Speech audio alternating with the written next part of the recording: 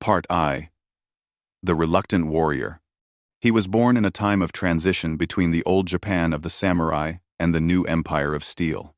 Isoroku Yamamoto, born in 1884, came into a nation awakening from centuries of isolation, determined to match the West in power and prestige. His name, Isoroku, meant 56, the age of his father when he was born, and perhaps it was fitting, because Yamamoto would always feel like a man born out of time, a warrior from an older world, living in a new and dangerous one. From a young age, he showed extraordinary discipline and intelligence. At the Naval Academy, he finished near the top of his class, earning a reputation for precision, restraint, and quiet intensity. He was small in stature, barely 5'3", but radiated a kind of authority that came not from rank, but from clarity of thought. His first real test came in 1904, during the Russo-Japanese War. As a young officer aboard the cruiser Nishin, Yamamoto experienced his baptism of fire at the Battle of Tsushima, one of the most decisive naval engagements in modern history. A shell exploded near his position, killing several crewmen and leaving him seriously wounded. He lost 2 fingers on his left hand. But he survived, and the experience shaped his view of war forever. He saw firsthand the horror of modern combat, the deafening roar of artillery, the smell of burning oil, the screams of men trapped below deck. He learned that war was not glorious, but merciless. When the battle ended, Japan had won a stunning victory. Yet Yamamoto's personal reflection was far from triumph. He once wrote to a colleague, "The warrior's true duty is not to seek war, but to understand it and to fear it." After the war, Yamamoto continued to rise through the ranks of the Imperial Navy. But unlike many of his peers, he was not intoxicated by Japan's growing power. He was curious about the world beyond Japan, about the forces shaping the future: oil, industry, and air power. In 1919, he was sent to Harvard University as a naval attaché. It was here, in the lecture halls and coffee shops of Cambridge, that he came to know the United States not as an enemy, but as a civilization, industrious, optimistic, endlessly innovative. He learned English fluently, studied American economics, and developed a fascination with baseball and poker. He traveled across the U.S., visiting factories, oil refineries, and shipyards. He was awed by America's scale, its resources, and its people's energy. Years later, he would recall watching the Ford assembly lines in Detroit, realizing what few in Japan understood at the time. "If we fight America, we cannot win," he said. "Their industrial power is beyond imagination." But when Yamamoto returned home, Japan had changed. The spirit of expansion was in full swing. The military dominated politics. The emperor's name was invoked to justify conquest. And dissent was dangerous. Yamamoto became a voice of caution, often a lone one. He opposed Japan's alliance with Nazi Germany and Italy. He argued against the invasion of China, and he repeatedly warned that a war with the United States would be national suicide. But he was a soldier, and a loyal one. When the tide of militarism swept the nation, he did not resist it openly. Instead, he focused on preparing Japan's navy for what he feared was inevitable. By 1939, as the world inched toward global conflict, Yamamoto was appointed Commander-in-Chief of the Combined Fleet, the most powerful naval position in Japan. He was 55 years old, wise, calculating, and burdened by foresight. He knew what was coming. And he knew that Japan's best chance, perhaps its only chance, was to strike first, fast, and hard. Part 2. Architect of the Storm. In the autumn of 1941, Japan stood at a crossroads. Its war in China had drained its resources. The United States had imposed crippling oil sanctions, and the empire's ambitions in Southeast Asia were stalling. In Tokyo, military leaders saw only two options: submit to Western demands or fight. Yamamoto saw the madness in both. He had studied America, understood its strength, and feared its industrial wrath. Yet, as head of the Navy, he was tasked with crafting a plan to defeat it, or at least, to delay the inevitable. He wrote to a friend in government, "I shall run wild for 6 months to a year. But after that, I can promise nothing." He knew the clock would run out. Yamamoto's plan was audacious, bordering on impossible. If Japan was to fight the United States, it must first cripple the American Pacific Fleet before it could leave port. The idea of a surprise attack on Pearl Harbor had been discussed before, but no one had ever believed it could work.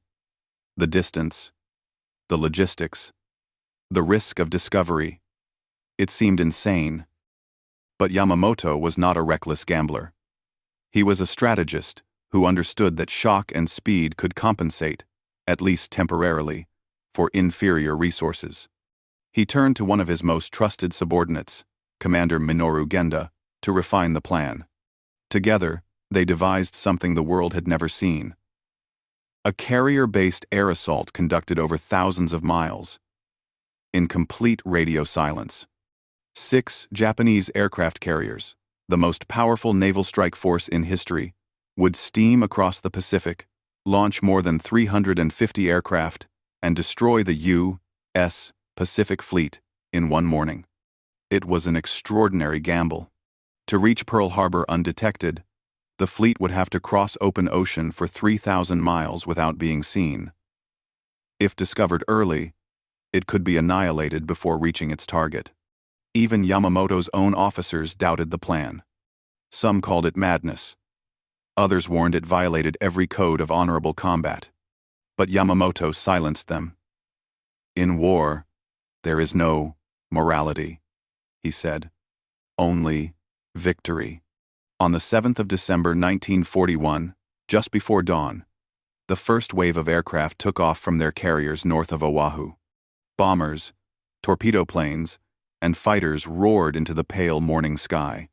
At 7:55 a.m., the first explosions ripped through Pearl Harbor. Battleships erupted in flame. Airfields burned. The sky filled with smoke and chaos. Within 2 hours, the U.S. Pacific Fleet had been devastated.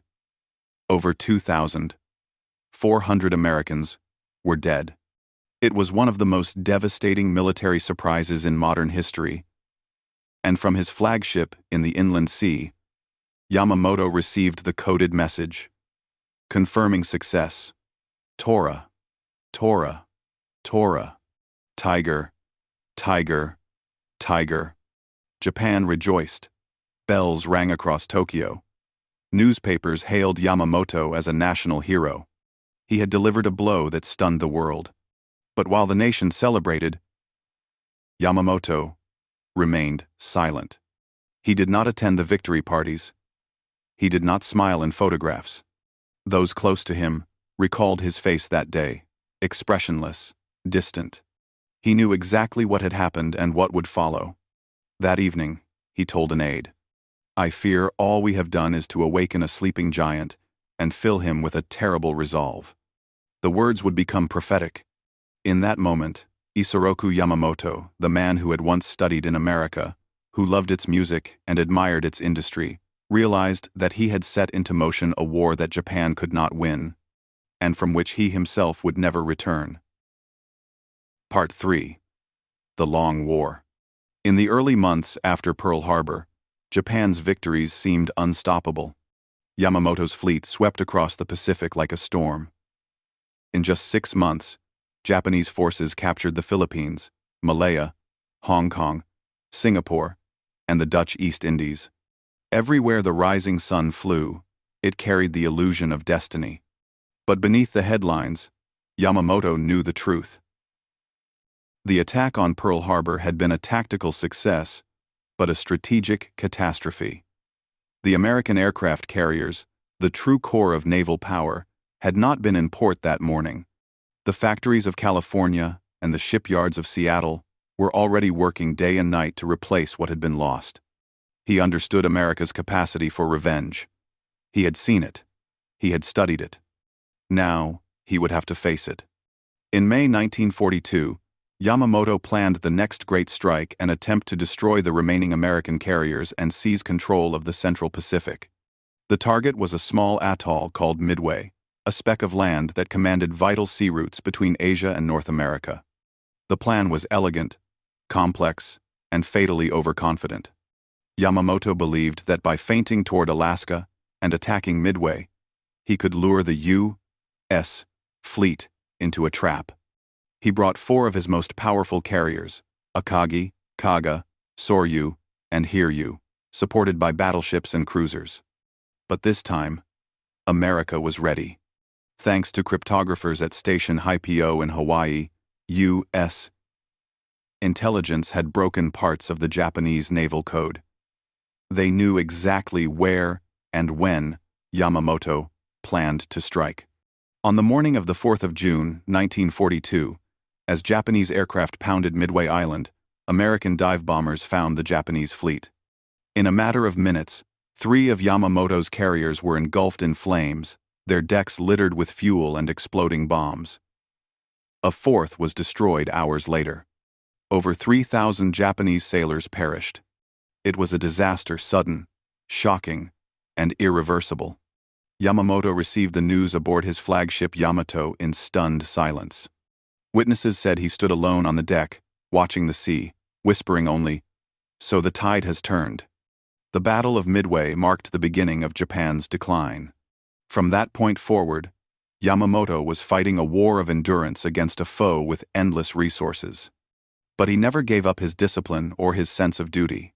He continued to plan and to fight through the campaigns of the Solomon Islands, the fierce battles of Guadalcanal, and the nightmarish air and sea clashes that defined 1943. His leadership style was personal and direct. He often visited the front lines, inspecting bases, meeting pilots, shaking hands with mechanics. He wanted his men to see him not as a distant figure, but as a comrade. One officer remembered, he would look you in the eye, ask your name, your hometown. He carried himself like a samurai, calm, deliberate, but with fire behind the eyes. Yet that fire was dimming.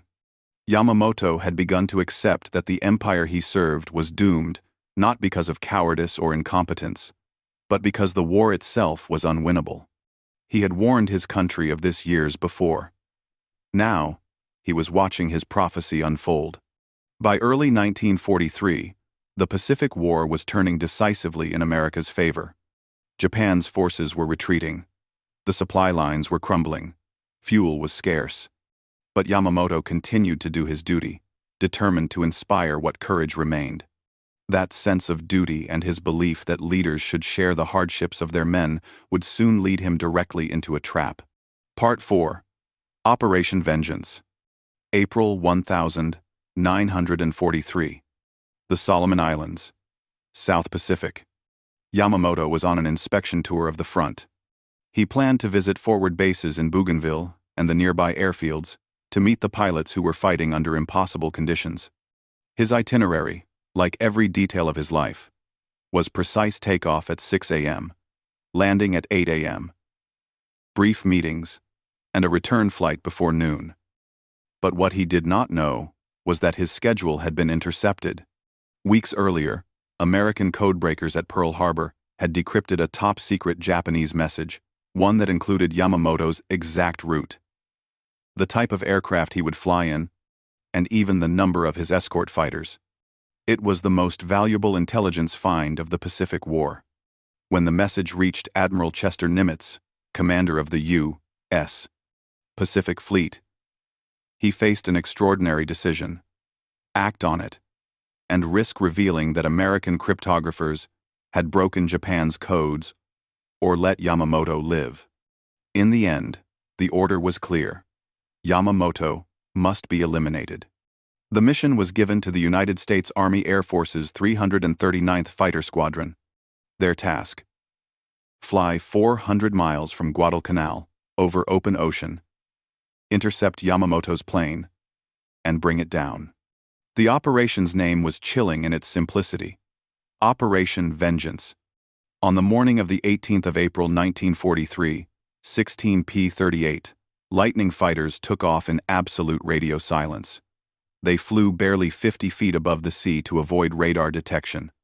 It was a one-way flight, for many fuel would be dangerously tight. Each pilot carried Yamamoto's photograph in his pocket. They knew exactly who their target was. At 9:34 a.m., radar on Bougainville Island picked up 2 Japanese bombers, each escorted by 6 Zero fighters. Inside one of those bombers, a Mitsubishi G-4M Betty, sat Admiral Isoroku Yamamoto, reading reports and gazing out the window at the green jungle below. Moments later, the American fighters struck. Captain Thomas Lanphier dove through the cloud layer, guns blazing. The Japanese escorts reacted instantly, twisting into the fight. Tracers lit up the sky. Yamamoto's bomber banked sharply, engines roaring, but it was too late. Lanphier and his wingman, Rex Barber, opened fire. Their bullets tore through the fuselage. The left engine burst into flames. The plane rolled over once, then plunged into the jungle below. The entire engagement lasted less than 10 minutes. At 9:43 a.m., the man who had orchestrated the attack on Pearl Harbor was dead. Part 5. Death and Legacy. For hours after the ambush, the Japanese military had no idea what had happened. When Yamamoto's plane failed to arrive, search teams were sent into the dense Bougainville jungle. It took them an entire day to find the wreckage. The bomber had crashed in a clearing, its metal skin scorched and twisted. The crew lay scattered among the trees. Inside the shattered cockpit, they found Yamamoto, still seated upright, his hand resting on the hilt of his sword. A bullet wound through his head. He had died instantly. The news was devastating. When word reached Tokyo, a deep silence fell across the Imperial Navy. Officers wept openly. Newspapers were censored. The public was told that Yamamoto had died in battle, leading his men to glory. A massive state funeral followed in June 1943. His ashes were divided, half interred at the Chukoji Temple in Tokyo, the other in his hometown of Nagaoka. Across Japan, people bowed their heads as his funeral procession passed. To many, Yamamoto was a national hero, a symbol of loyalty, intellect, and courage. To others, he was a tragic figure, a man who understood the futility of the war he had helped unleash, yet could not stop it. In the United States, his death was greeted with grim satisfaction. For many, it felt like justice the architect of Pearl Harbor finally brought down. But among the soldiers and historians who knew his story, there was also respect. Even his enemies recognized his brilliance, his sense of honor, his restraint.